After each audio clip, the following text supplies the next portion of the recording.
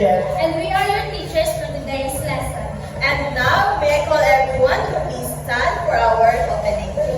In the name of the Father, of the Son, and the Holy Spirit. In the name of the Father, of the Son, and of the Holy Spirit. Amen. Now remain standing for our energizer. Let's sing and dance what you see and the presentation. And you may follow us.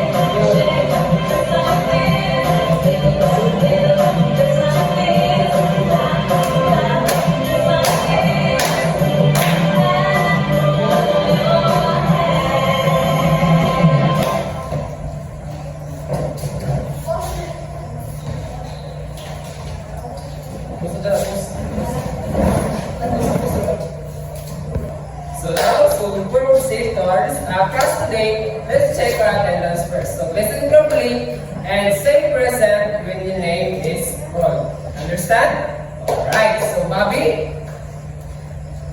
Alright, Albert. Jana. Wow, very good. So no one is absent today. So it seems like everyone is interested to our class today. So now, for our classroom rules, Teacher Jet will explain. And now, this is our smart classroom rules. L4 show respect. Be kind to let your classmate, teachers, and school property. And L4, make good choices. Think before you act and choose to do what's right. And A4, always listen. Pay attention when someone's speaking, especially to your teacher. And R4, raise your hand. Wait your turn to speak by raising your hand.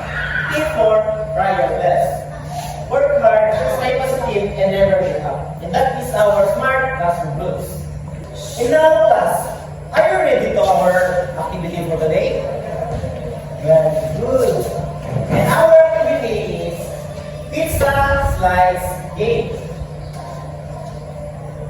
As you can see this, there's one cup, it's our half. As you can see this, there's a 2 cup, it makes 2 parts. And now, I will give you this paper plate and fold it once and twice.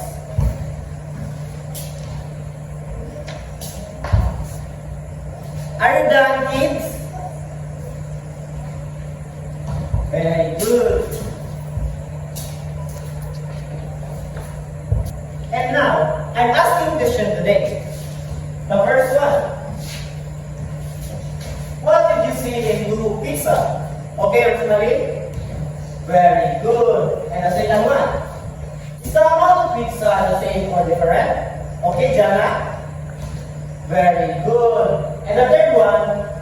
Why do you think one pizza out of 2 and 2 slices out of 4 are the same? Okay, Wincy? Very good. And the last one, do you have any ideas what is the focus of our topic today? Okay, Justin? Very good. Now this is our topic for today.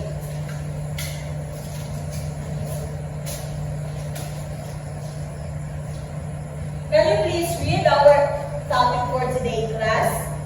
Okay, very good. So our topic is all about equivalent fractions. So before we dig into our discussion, let me introduce all of you our objectives. So the first one is determine equivalent fractions by applying the rules multiplication method. The second one is write equivalent fractions on paper strips during the equivalent fractions relating. And the last one is show teamwork and cooperation by participating in the class activities.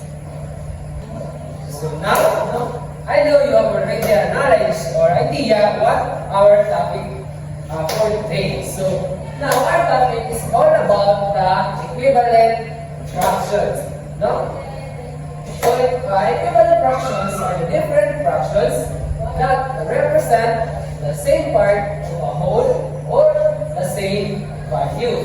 So even though that the numbers in the fractions may be different, they are equal in value. So equivalent fractions or fractions are fractions having the same size or value. So, and a simple idea, when we say equivalent fractions are the different ways on how to write the value.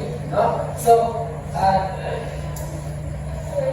let's say for example, so we have here a pizza, half of pizza.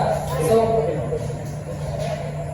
in the first picture, it is a 1/2 pizza, which is sliced by 1. So the second picture is the 2/4, which is sliced by 2, and the third picture are the 3/6, which is sliced by 3. So all of these are sliced and different, but the value of it are the same. It is a half of pizza. So that's the meaning of equivalent fraction. So next.